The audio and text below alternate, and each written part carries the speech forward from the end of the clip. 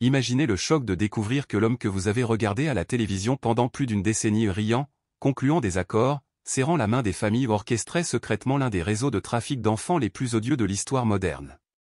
Ce n'était pas seulement une révélation aléatoire.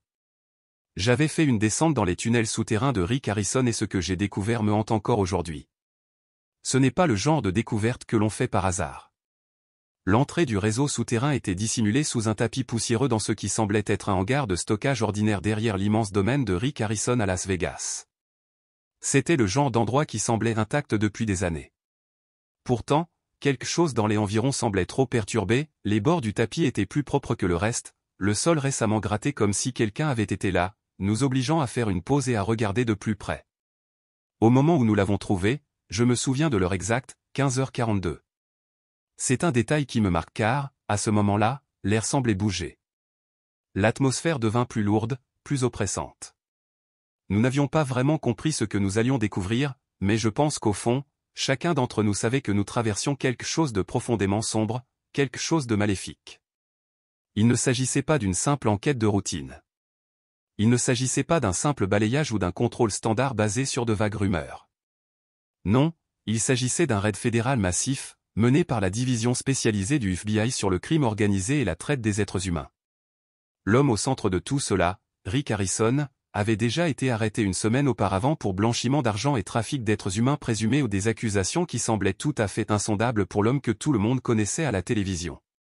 Rick, la personnalité du prêteur sur gage parlant vite et souriant de Étoile de Pion, était aimé par des millions de personnes depuis des années.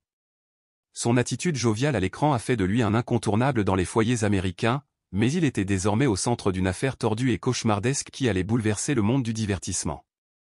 Cependant, aucun des documents, transcriptions judiciaires ou rapports d'arrestation n'aurait pu nous préparer à ce que nous avons découvert sous la maison de Rick Harrison. Nous avons été chargés de rechercher des éléments tels que des salles de stockage cachées, de l'argent liquide illicite, des registres ou des documents de chantage. Mais rien de ce que nous avons trouvé n'aurait pu nous préparer au spectacle effrayant qui nous attendait. Au-dessous de son domaine par ailleurs normal se trouvait un labyrinthe inquiétant de pièces et de passages souterrains. Certaines semblaient inachevées, tandis que d'autres donnaient l'impression troublante d'avoir été habitées. Mais ce sont les pièces qui me glacent encore le sang, celles décorées comme des salles de jeux pour enfants que je ne pourrai jamais oublier. Les murs étaient tapissés de jouets, de petits meubles, de costumes et de dessins au crayon collés au mur. Il y avait même un cheval à bascule blanc, l'œil arraché. Pourtant, il n'y avait pas un seul enfant.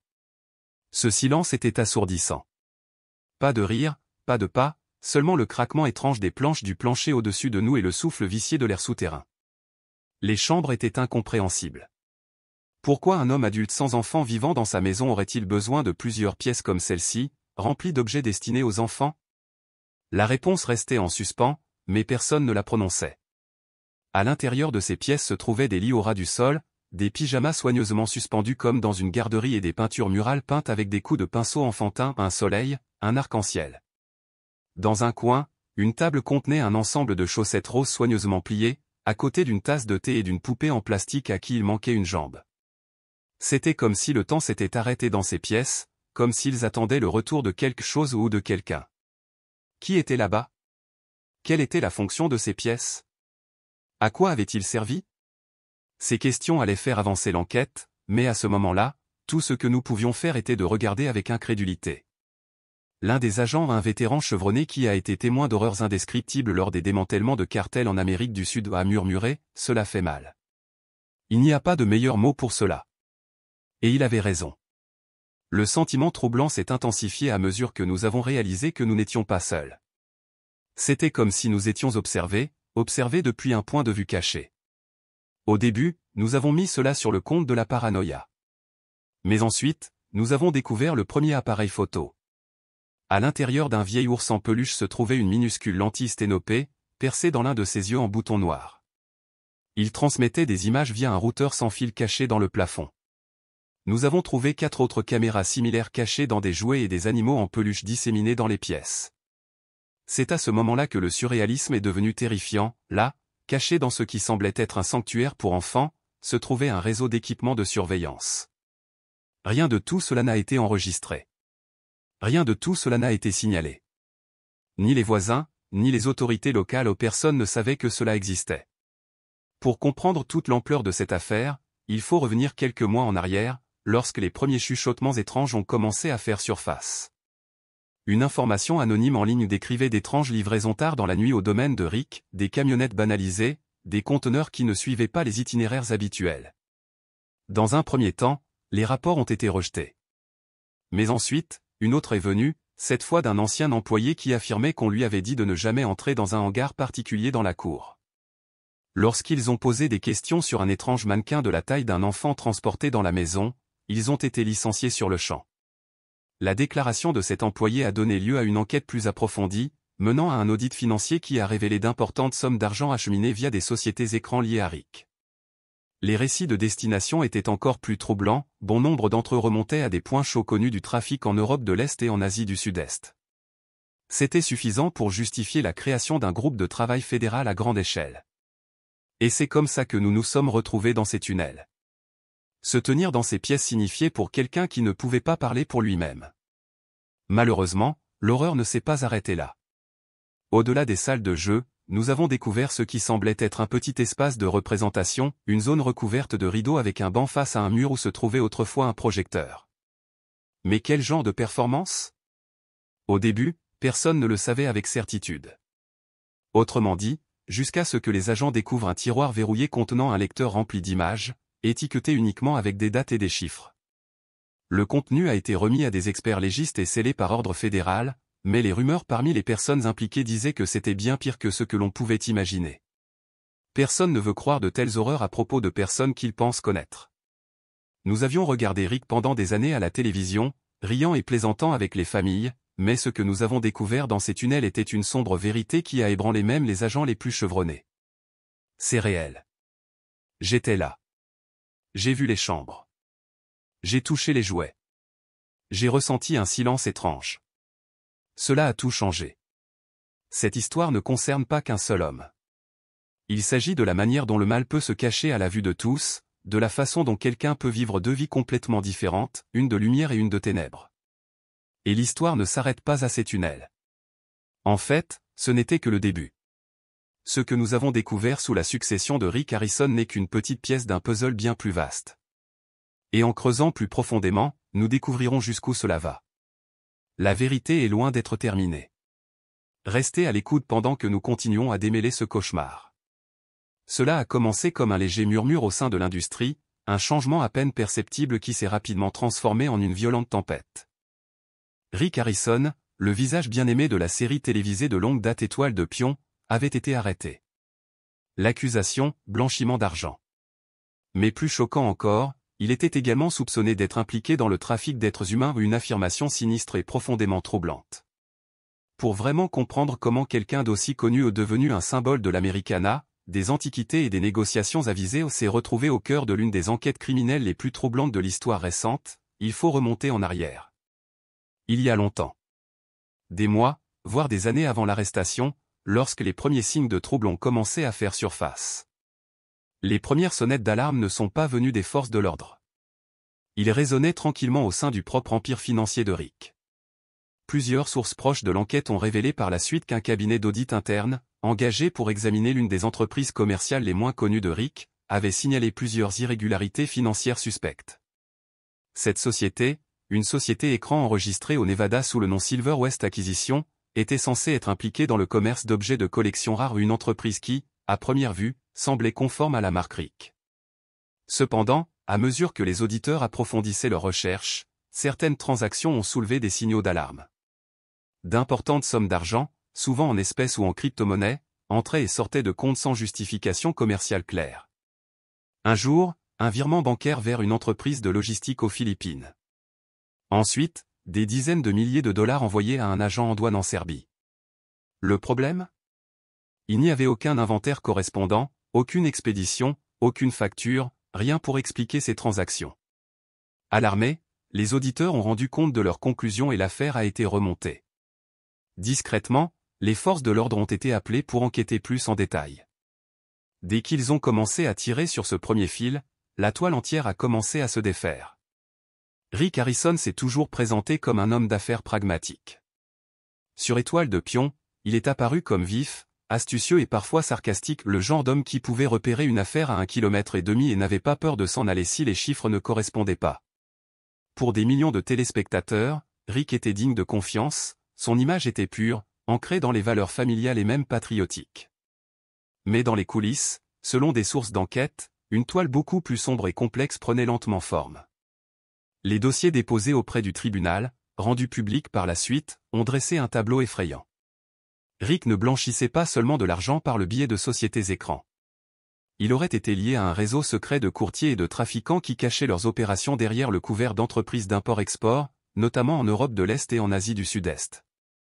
Ces opérations ne concernaient pas uniquement le commerce de marchandises. Ils ont déplacé les gens en cachette dans des expéditions de meubles, d'antiquités et d'électronique, des secteurs qui, curieusement, correspondaient au profil commercial de Rick.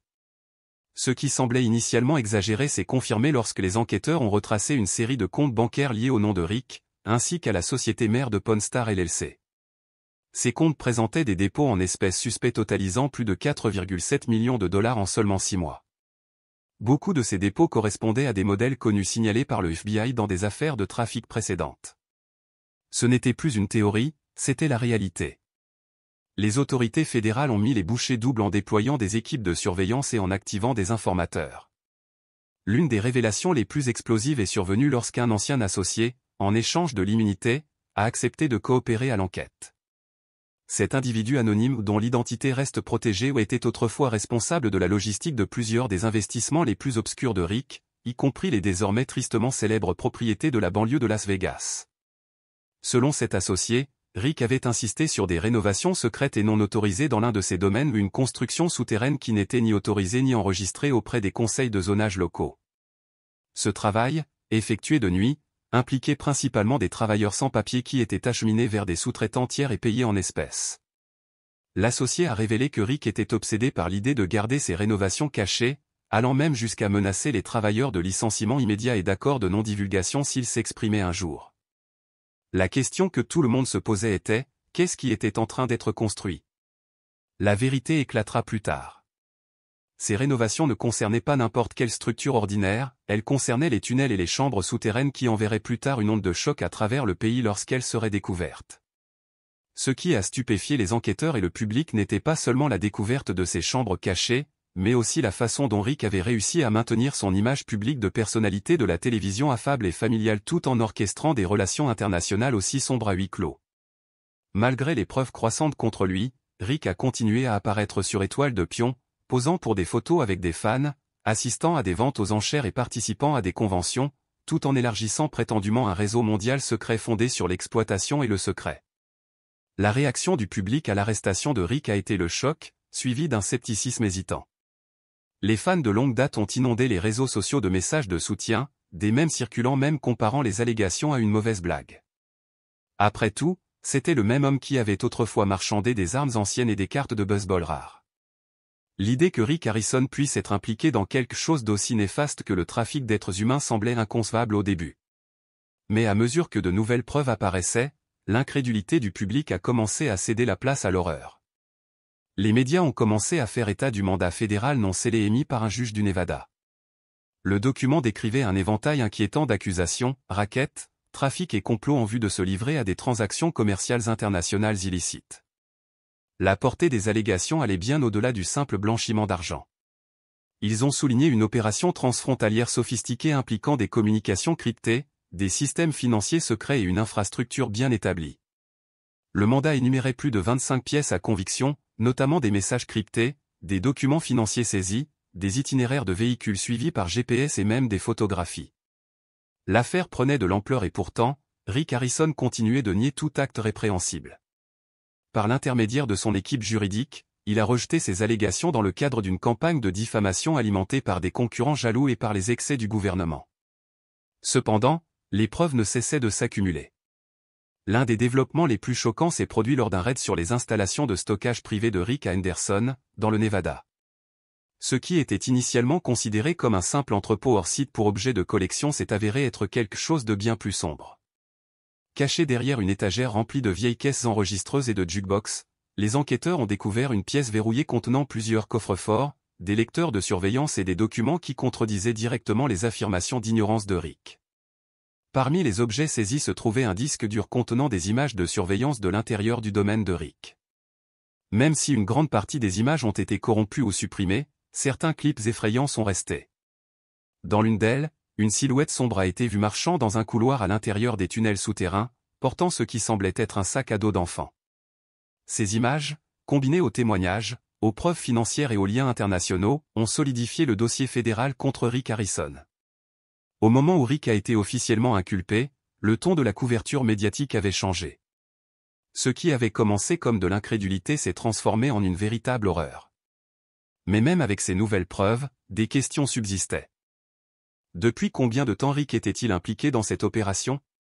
Qui d'autre était au courant? Qu'en est-il des gens qui visitaient régulièrement son domaine? Ont-ils vu quelque chose? Étaient-ils complices? Ce sont ces questions qui continuent d'alimenter l'enquête. Et ce sont des questions que nous aborderons dans les chapitres à venir. On dit que les découvertes les plus terrifiantes ne sont pas toujours celles qui attirent l'attention. Au lieu de cela, il s'agit généralement de révélations discrètes et subtiles que l'on manque presque à moins de regarder le bon moment, avec la bonne perspective. C'est exactement ainsi que l'entrée des tunnels souterrains de Rick Harrison s'est révélée à nous. Ce n'était ni dramatique ni accompagné d'alarmes clignotantes, et il n'y avait pas non plus de clavier caché derrière un tableau. Non, c'était beaucoup moins visible, une légère fissure dans le sol, qui ne s'alignait pas avec les lambris environnants, à peine perceptible à moins d'y prêter une attention particulière. Pendant des heures, l'équipe avait méticuleusement parcouru le domaine, se déplaçant de pièce en pièce, fouillant les placards et les armoires.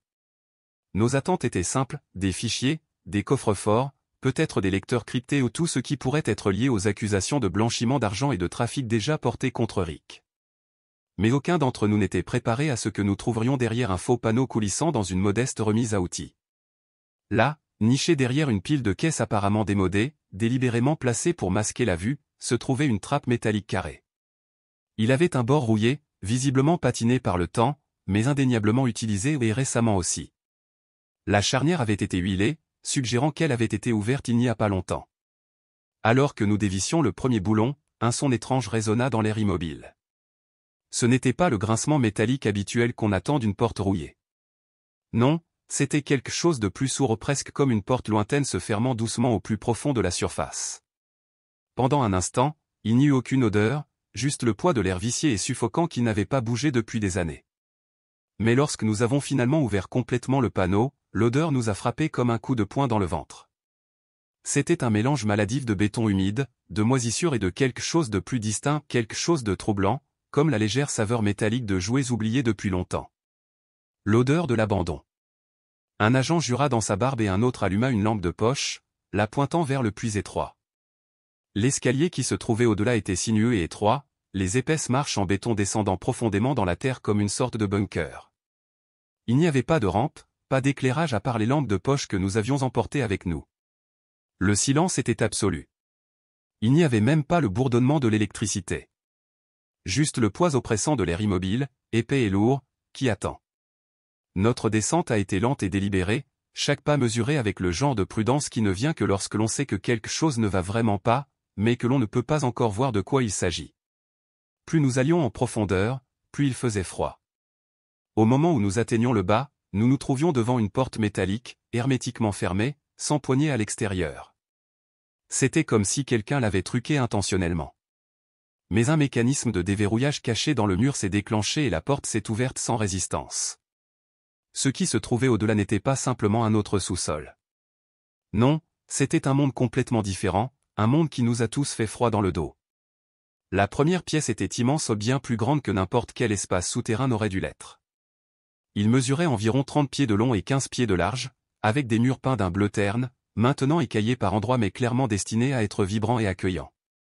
Des peintures murales couvraient les murs, peintes avec des traits enfantins, des fleurs, un soleil au visage souriant, des bonhommes de bâton se tenant la main.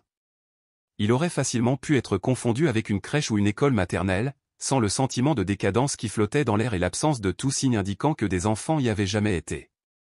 À gauche se trouvait une petite table de la taille d'un enfant. Sur celui-ci reposait un ensemble de tasses à thé en plastique, un livre de coloriage usé et des crayons de couleur presque réduits à néant. Derrière la table, une étagère garnie d'animaux en peluche, chacun tourné vers l'extérieur, positionné avec un soin délibéré. Un cheval à bascule, semblable à celui d'un catalogue Sears des années 1950, se tenait dans un coin, son oreille en bois fissurée et suspendue par un éclat. C'était une scène d'une innocence presque trop parfaite, mais elle était creuse, vide de vie. Et puis il y a eu les caméras. Ils n'étaient pas cachés, pas comme ceux que l'on pourrait attendre dans les lieux conçus pour la surveillance. Ceux-ci étaient montés clairement au-dessus des coins de la pièce, avec de fins fils disparaissant dans les murs. Ils n'ont pas cligné des yeux. Ils n'ont pas émis de bruit. Mais ils étaient là et visaient directement l'aire de jeu. Quelqu'un regardait, et quel que soit celui-ci, il ne cachait pas sa présence. Au fur et à mesure que nous nous enfoncions dans les tunnels, il est devenu évident qu'il ne s'agissait pas d'une simple opération dans une seule pièce. Il y avait des couloirs ramifiés, chacun menant à une autre pièce.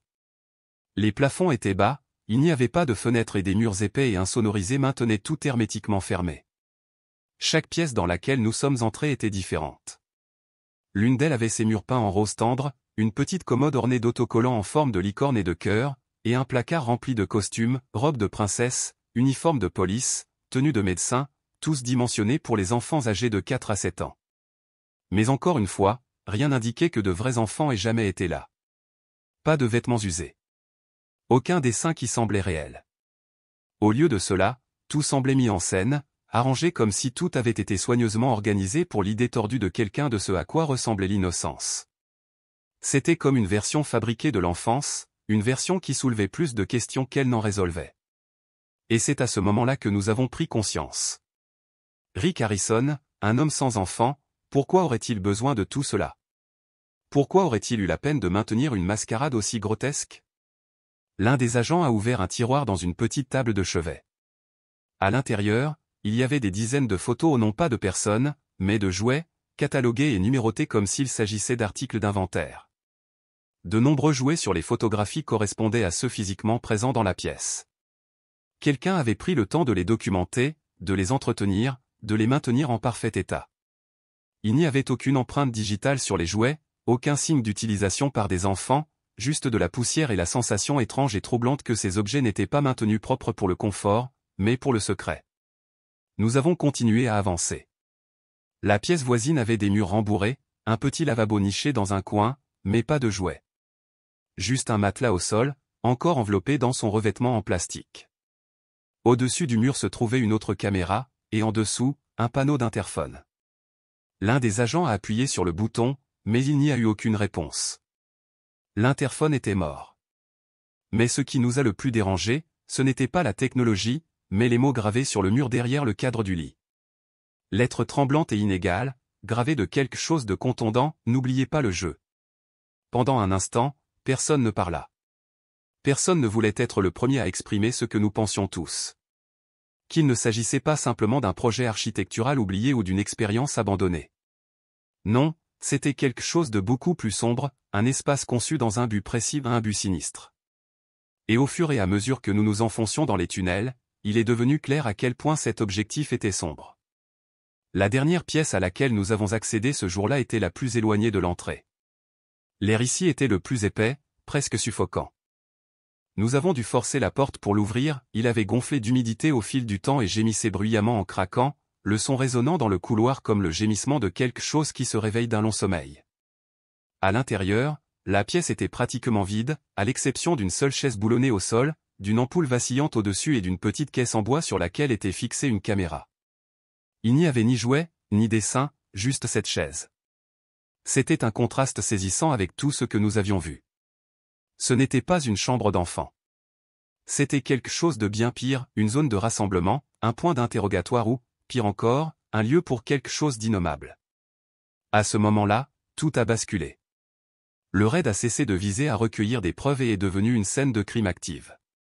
La médecine légale a été appelée et un test au luminol a révélé des traces de matière biologique dans plusieurs coins de la pièce. Des empreintes de mains partielles pas encore de correspondance complète mais suffisantes pour confirmer que quelque chose s'était passé ici.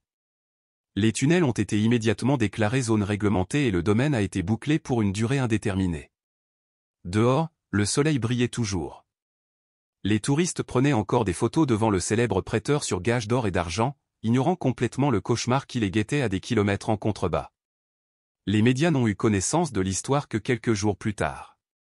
À cette époque, Le récit public avait à peine atteint la véritable ampleur de ce qui avait été découvert. Mais pour ceux d'entre nous qui avaient traversé ces ténèbres, qui avaient senti son poids, qui avaient vu les livides et mis en scène l'innocence, nous connaissions la vérité, quelque chose de monstrueux se cachait sous la surface. Les tunnels de Rick Harrison n'étaient pas seulement étranges. Ils n'étaient pas simplement secrets. Ils ont été construits dans un but bien plus insidieux, qui commençait tout juste à se révéler. Et à mesure que nous nous aventurions plus profondément, nous savions que la vérité était bien plus terrifiante que nous n'aurions jamais pu l'imaginer. La pièce était imprégnée du parfum subtil, presque nauséabond de la lavande, mélangé au parfum incomparable de l'assouplissant. C'était une combinaison étrange, qui semblait à la fois artificielle et dérangeante. C'était comme si l'atmosphère elle-même était conçue pour créer un sentiment de confort, mais quelque chose au fond de vous disait que c'était faux, complètement faux. Contre le mur du fond se trouvait une petite étagère, soigneusement remplie d'un assortiment de livres pour enfants. Il y avait la chenille très affamée, Bonne nuit lune, plusieurs Dora l'exploratrice titres et une étagère entière dédiée au Dr Seuss. Ces livres étaient intacts, comme conservés dans un état de nouveauté permanente. Certaines couvertures portaient encore leur étiquette de prix, renforçant encore le sentiment d'immobilité contre nature qui régnait dans la pièce. Cela ne ressemblait pas à un endroit où les enfants avaient joué et appris, mais plutôt à un endroit conçu pour regarder comme une salle de jeu, un décor méticuleusement conçu pour des performances décalées. Au centre de la pièce se trouvait une table ronde en plastique, entourée d'un ensemble de petites chaises colorées en rouge, bleu, jaune et vert. Plusieurs livres de coloriage étaient soigneusement disposés en rangées. Chaque crayon était taillé à la perfection et pas une seule page à l'intérieur n'avait été touchée. Le sentiment d'innocence intacte était troublant, comme si quelqu'un avait organisé cet espace pour un enfant qui ne viendrait jamais. De l'autre côté de la pièce, se trouvait une armoire miniature remplie de toute une gamme de costumes, capes de super-héros, robes de princesse, blouses de laboratoire et combinaisons d'animaux. Ils ont tous été triés par taille et fraîchement lavés. Chaque tenue était impeccable, ne montrant aucun signe d'usure. Pas de taches, pas de tissu tiré. Ils étaient parfaitement conservés, comme les fantômes d'enfants imaginaires qui n'auraient jamais vraiment existé. L'un des agents, accroupi pour inspecter une paire de petites chaussures à paillettes, remarqua les détails délicats. Les chaussures étaient de taille enfant, rose métallisé, leurs semelles encore impeccables. À l'intérieur d'une chaussure se trouvait une légère étiquette manuscrite, Gracie. C'était écrit au marqueur permanent. Mais il n'y avait aucune trace d'un enfant nommé Gracie ayant vécu dans la propriété. Aucun document légal, aucun enregistrement des visiteurs, pas même un journal de bord. Juste ce nom, griffonné à l'intérieur d'une chaussure qui semblait n'avoir jamais été portée. Le nom flottait dans l'air, aussi mystérieux que la pièce elle-même. Plus nous enquêtions, plus les détails devenaient troublants. Dans l'un des tiroirs de la commode, nous avons découvert des dizaines d'élastiques à cheveux, certains encore accrochés à de petites mèches de cheveux. Même si les cheveux ne suffisaient pas à identifier le propriétaire ou à extraire l'ADN, ils suffisaient pour confirmer l'utilisation humaine. Sous les élastiques à cheveux se trouvaient plusieurs cahiers, qui semblaient être des journaux pour enfants. Mais au fur et à mesure que nous feuilletions les pages, l'écriture était tout sauf ordinaire. Certaines pages contenaient des gribouillages innocents ou des exercices d'écriture, mais d'autres étaient bien plus dérangeantes. Une phrase était répétée encore et encore, « Je veux rentrer à la maison maintenant. Je veux rentrer à la maison maintenant. Je veux rentrer à la maison maintenant. » C'était le désespoir répétitif de quelqu'un pris au piège, de quelqu'un qui souffrait. Une revue s'est particulièrement démarquée. Chaque page était remplie de la même phrase, écrite à l'encre rouge, « Il a dit que j'étais le spécial. » 78 pages, toutes identiques. Les mots étaient glaçants. Qui les avait écrits? Et pourquoi ont-ils été écrits avec une telle intensité? Nous avons bien sûr rassemblé les journaux, les avons mis dans des sacs, les avons catalogués et les avons envoyés à des spécialistes du comportement pour analyse. Mais même sans évaluation formelle, la réalité effrayante de ces mots était indéniable. Soit quelqu'un avait fabriqué ce récit malsain, soit un enfant petit, effrayé et pris au piège avait utilisé ces pages pour crier à l'aide de la seule manière qu'il connaissait. Mais le détail le plus troublant était qu'il n'y avait aucune empreinte digitale sur la couverture des journaux, aucune preuve que quelqu'un y ait touché. C'était comme si les pages avaient été effacées, ne laissant aucune trace. Ce n'était pas la conséquence de quelque chose de chaotique ou d'incontrôlé. Il s'agissait d'une présentation soigneusement organisée de l'enfance, conçue pour paraître innocente mais avec une obscurité juste sous la surface. C'est à ce moment-là que le docteur Léon Gibbs, l'un des psychologues légistes de notre équipe, a pris la parole. Le docteur Gibbs avait des décennies d'expérience dans les affaires de trafic et d'abus sectaires, et sa voix était remplie d'une certitude calme et mesurée. Il observa à voix basse, ce n'est pas une salle de jeu. C'est un espace de spectacle. Ces mots restaient en suspens. Ce n'était pas seulement une pièce conçue pour ressembler à un endroit où les enfants pouvaient jouer, c'était un décor conçu pour apparaître comme l'enfance, comme l'innocence, alors que quelque chose de bien plus sombre se déroulait. En poursuivant nos recherches, nous avons découvert d'autres pièces, chacune avec son propre thème étrange. L'une ressemblait à une salle de classe miniature, dotée d'un tableau blanc, d'une liste de présences et de tuiles alphabétiques. Une autre était une fausse salle de sieste dans une garderie, avec des rangées de lits de camp, de fines couvertures et des machines à bruit blanc toujours branchées. Une pièce était même aménagée comme une fête d'anniversaire, avec des banderoles suspendues au plafond et des chapeaux en papier usagé éparpillés sur le sol, tandis qu'un kit de fournitures de fête non ouvert reposait sur une table pliante. Mais ce qui était le plus inquiétant, c'était l'absence de tout appareil numérique moderne dans ces pièces. Il n'y avait pas d'iPad, pas de téléviseur, pas d'appareils électroniques auxquels les enfants auraient généralement accès. C'était un monde figé dans le temps, une version artificielle et organisée de l'enfance qui existait en dehors des limites du monde moderne. Pourquoi ces pièces avaient-elles été construites? Il y avait plusieurs théories, aucune n'était réconfortante. Certains membres de l'équipe du FBI soupçonnaient que ces salles étaient des environnements de toilettage, des espaces créés pour endormir les victimes dans un faux sentiment de sécurité avant qu'elles ne soient exploitées. D'autres ont émis l'hypothèse que les pièces auraient pu faire partie d'une tactique de manipulation psychologique visant à confondre mémoire et perception. D'autres encore craignaient que ces espaces ne soient pas conçus pour les enfants, mais pour que les adultes puissent observer les enfants dans cet environnement méticuleusement conçu, dans le cadre d'un fantasme tordu. Ensuite, nous avons trouvé la salle d'observation. Cachée juste derrière le mur de la salle de jeu principale, la salle d'observation était petite et étroite. Il y avait un miroir sans teint qui donnait sur l'aire de jeu principale. À l'intérieur de l'espace d'observation, il y avait 4 chaises pliantes disposées en ligne, comme si elles attendaient un public. Une caméra était montée au plafond et à côté, sur une petite table d'appoint, se trouvait un cahier rempli d'horodatage et d'observations effrayantes. Première page, le sujet portait une robe de princesse. J'ai parlé pendant 13 minutes. Il semblait hésitant à suivre le scénario. Troisième page, le sujet n'a pas réagi au stimulus sonore aujourd'hui. Recommander une sédation. Les entrées étaient froides, cliniques et terrifiantes. Il ressemblait plus à des enregistrements d'une sinistre expérience qu'à des observations d'un enfant.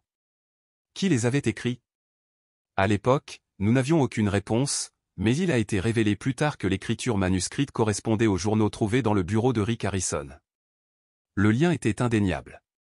Il ne s'agissait pas seulement de posséder une propriété. Il s'agissait d'une implication directe. Nous sommes retournés une dernière fois dans la première pièce avant de la sceller pour des raisons de préservation médico-légale.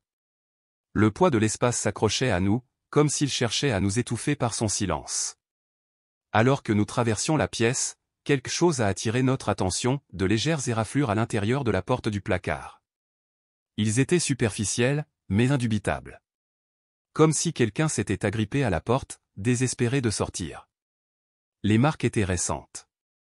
Celui qui était à l'intérieur n'était pas parti depuis longtemps. Et c'est à ce moment-là que la question la plus effrayante s'est posée, les enfants ont-ils déjà été retrouvés? Aucun de nous n'osait exprimer cette pensée à voix haute, mais elle flottait dans l'air comme un nuage suffocant. Avons-nous affaire à un endroit où des enfants ont été cachés, exploités, vendus ou pire encore? Ou était-ce quelque chose d'encore plus sombre? Quelque chose de plus incompréhensible? C'était la question à laquelle nous chercherions à répondre ensuite. Lorsque les agents se sont finalement aventurés dans ce qu'ils appelleront plus tard la « salle d'épreuve », aucun d'entre nous n'était préparé à l'ampleur de ce qu'ils ont découvert. Cette partie du système de tunnel n'a pas été conçue avec la fausse innocence des salles de jeu. Il s'agissait de murs industriels en ciment froid, bordés de classeurs robustes, chacun fermé à clé par des cadenas rouillés. Il y avait des caisses, des conteneurs et des poubelles portant des autocollants indiquant un risque biologique, certains scellés avec du ruban adhésif douanier qui n'avait visiblement jamais été brisé. Et dans le coin de la pièce se trouvaient 14 disques durs, c'était le cœur de l'opération, non seulement l'espace physique mais aussi les archives numériques, le registre des secrets que personne n'était censé voir. Un par un, l'équipe médico-légale a ouvert les caisses et les armoires, photographiant soigneusement tout avant de toucher quoi que ce soit. Ce qu'ils ont découvert était encore plus troublant que ce que nous avions déjà découvert. Parmi les premières découvertes figuraient des dizaines de passeports, dont beaucoup étaient délivrés à des mineurs dans des pays du monde entier, Roumanie, Thaïlande, Nigeria, Colombie, Moldavie. Certains étaient périmés, d'autres n'avaient jamais été tamponnés. Mais les noms racontaient une sombre histoire. Plusieurs passeports ont été enregistrés dans les bases de données internationales d'enfants disparus. Et puis, il y avait des photographies au plus de 300 chacune scellées dans des pochettes en plastique. La plupart des visages étaient flous ou obscurcis, soit délibérément, soit à cause d'un mauvais éclairage, mais les décors étaient indubitables. Les mêmes salles de jeux souterraines. Les mêmes costumes. Les mêmes jouets. Les photos étaient étiquetées avec des notes codées, SJN 03 pré-production, échec du script VHD 07, LSX 12 observation finale. Ce n'était pas de la documentation. C'était un catalogage froid et détaché.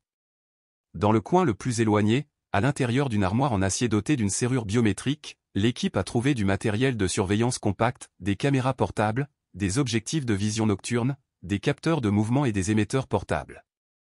Certains appareils étaient fabriqués sur mesure, d'autres étaient des objets du commerce qui avaient été fortement modifiés pour se cacher dans des objets du quotidien.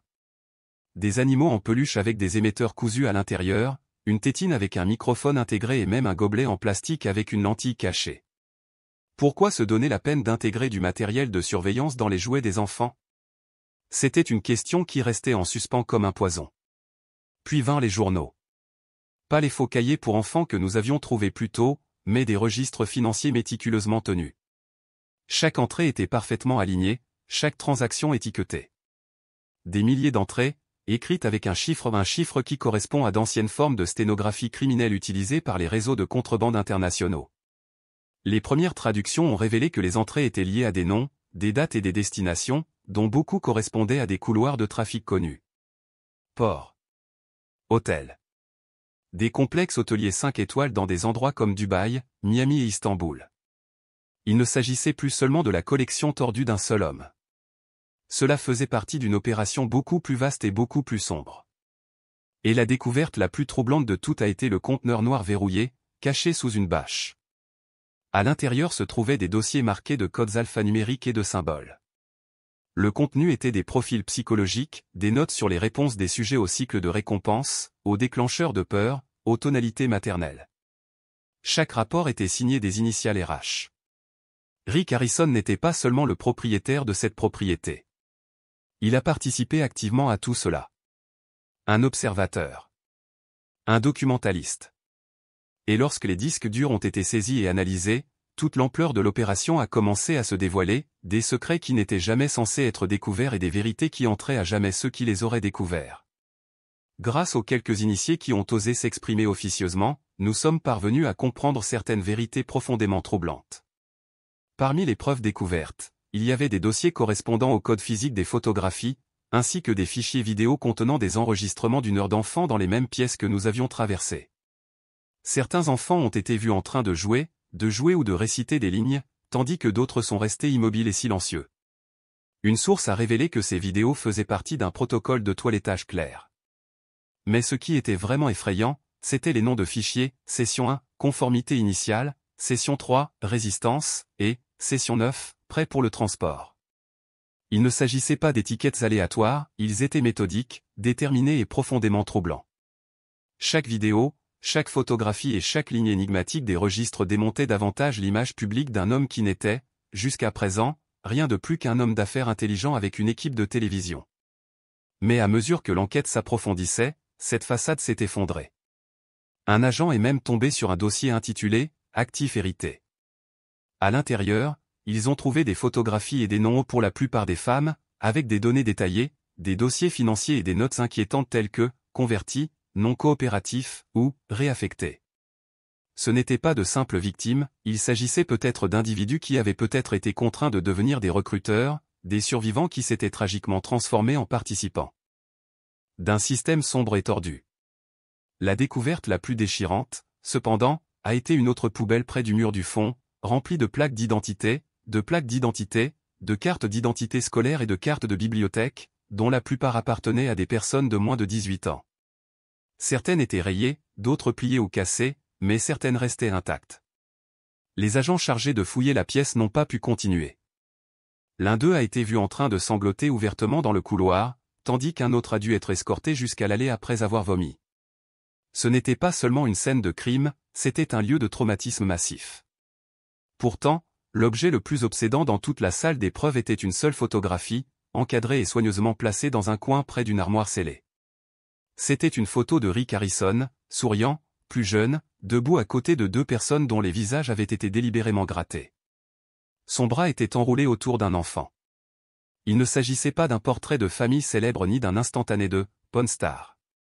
C'était personnel, délibéré, plus terrifiant que tout, caché.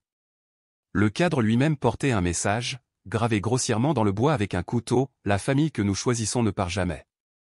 À ce jour, personne ne sait qui étaient les personnes figurant sur cette photo, mais le placement et le message en disaient long aux enquêteurs. Ce n'était pas seulement du business. C'était une croyance. C'était un rituel.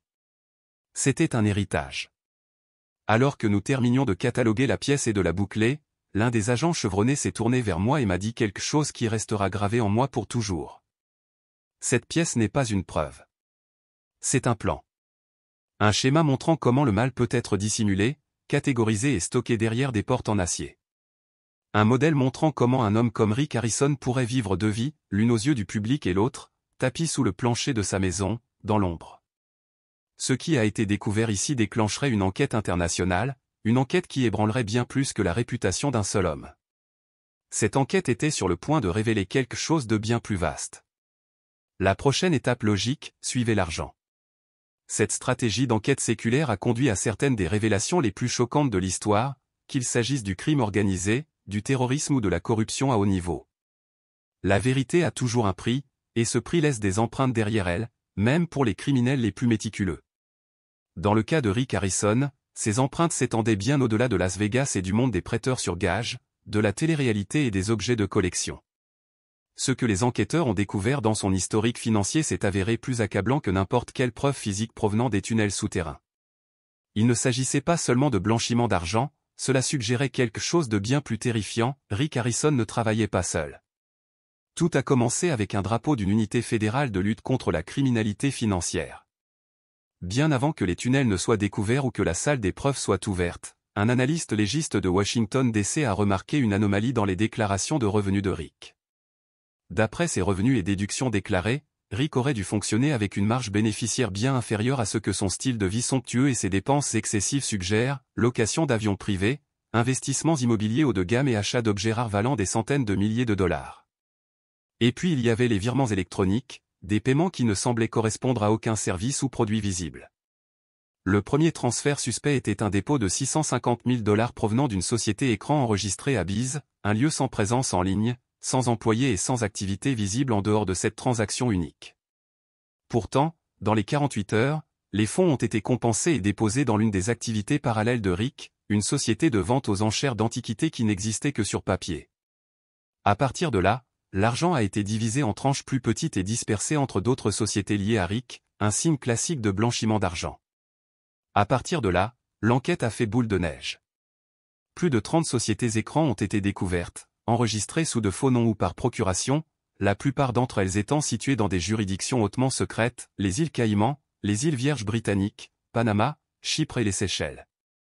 Il ne s'agissait pas de simples adresses douteuses, il s'agissait de sociétés fantômes conçues pour cacher l'origine et la destination d'énormes sommes d'argent, circulant entre les comptes à une vitesse fulgurante, sans aucune justification légitime. Les enquêteurs ont suivi la piste de l'argent, en remontant jusqu'au bout pour découvrir où il était dirigé. Ce qu'ils ont découvert était plus qu'alarmant. Plusieurs des sociétés utilisées par Rick pour transférer ces fonds étaient liées à des opérations de trafic connues. 2 enquêtes d'Europol ont été signalées concernant un trafic illégal de mineurs sous couvert d'agences de mannequins et de programmes d'échanges éducatifs. L'une d'elles faisait partie d'une précédente opération du FBI qui avait abouti à l'arrestation d'un chef de file d'un réseau de trafiquants en Turquie. La structure de ces transactions était encore plus troublante. Au lieu de transferts forfaitaires importants, le réseau de Rick a utilisé une méthode connue sous le nom de « structuration », en envoyant des dizaines de petits montants, chacun juste en dessous du seuil de déclaration automatique. C'était une tentative classique pour éviter d'être détecté. Et, chose effrayante, ces transactions étaient souvent synchronisées avec les voyages internationaux de Rick. À 2 reprises, il s'est rendu dans des pays où les cas de trafic d'enfants connaissaient des pics ou des endroits où les cliniques clandestines et les escroqueries à l'adoption étaient monnaie courante. La découverte la plus terrifiante est venue d'une banque à Macao, où les enquêteurs ont découvert une fiducie jusqu'alors inconnue liée au nom de Rick. Cette fiducie détenait plus de 11,3 millions de dollars en crypto-monnaie intraçable. L'adresse du portefeuille avait reçu des dépôts de plus de 400 sources anonymes, dont la plupart étaient liées à des nœuds du dark web impliqués dans les marchés du trafic. Cette fiducie n'était pas seulement un compte de stockage, c'était un fonds opérationnel, un trésor de guerre financier pour quelque chose de bien plus vaste, de bien plus dangereux et de bien plus mondial.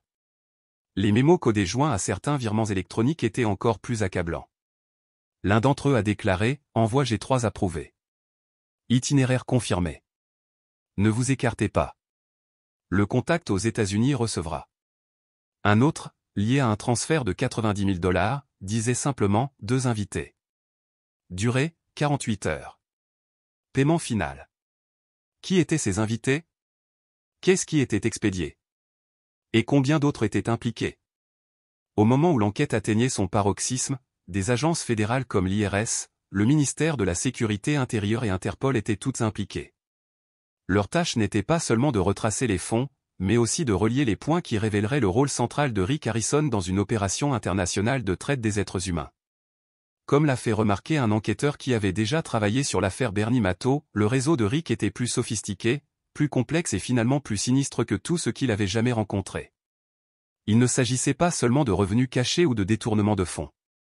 Il s'agissait d'utiliser les systèmes financiers pour trafiquer des vies humaines, en les traitant comme des actifs dans un bilan. Et tout cela ramenait à l'empire légitime de Rick, le célèbre prêteur sur gage, longtemps célébré comme un symbole de la culture de Las Vegas, n'était rien d'autre qu'une façade pour blanchir de l'argent illicite. Les enquêteurs ont découvert de faux reçus, des entrées en double et des dépenses gonflées dans les comptes professionnels du prêteur sur gage, tous servant de couverture au véritable mouvement d'argent. Le magasin avait enregistré des rentrées de fonds inhabituellement élevées au cours des 5 dernières années, bien au-delà de ce qui pouvait être expliqué par la seule fréquentation piétonnière. De grosses sommes d'argent ont été apportées, échangées contre des marchandises qui n'ont jamais été réellement expédiées ou reçues. Ces biens n'étaient rien d'autre que des entrées dans un grand livre, des justifications pour déplacer de l'argent qui finançait finalement une opération bien plus sombre. La découverte la plus horrible, cependant, a été le lien avec les dons caritatifs de Rick. Ces fonds étaient acheminés via des organisations à but non lucratif qui prétendaient construire des écoles ou parrainer des enfants dans des pays pauvres. En réalité, ils étaient utilisés pour acheter des billets de voyage non réglementés pour des voyages internationaux, certains au nom d'enfants disparus. Au fur et à mesure que l'affaire s'étendait, des assignations à comparaître ont été émises et davantage d'anciens associés ont commencé à s'exprimer. D'anciens employés, des entrepreneurs et même ceux qui avaient travaillé pour Rick ont commencé à raconter des histoires troublantes qui dressaient un tableau sombre de ces opérations. Ces révélations révéleraient un réseau tordu de complicité, de coercition et de tromperie. Et au centre de tout cela se trouvait Rick Harrison, quelqu'un qui avait construit un réseau non seulement pour son profit personnel, mais pour quelque chose de bien plus insidieux et inhumain. Au fur et à mesure que l'enquête se poursuivait, il est devenu clair que Rick Harrison s'était construit une vie dans laquelle il pouvait cacher ses secrets les plus sombres à la vue de tous. Et au moment où les accusations ont été renforcées, sa réputation avait été complètement brisée. Il n'était plus simplement un homme d'affaires aux relations financières douteuses. Il était le cerveau derrière une opération mondiale de trafic, utilisant sa richesse, son pouvoir et son influence pour exploiter des vies vulnérables à son propre profit.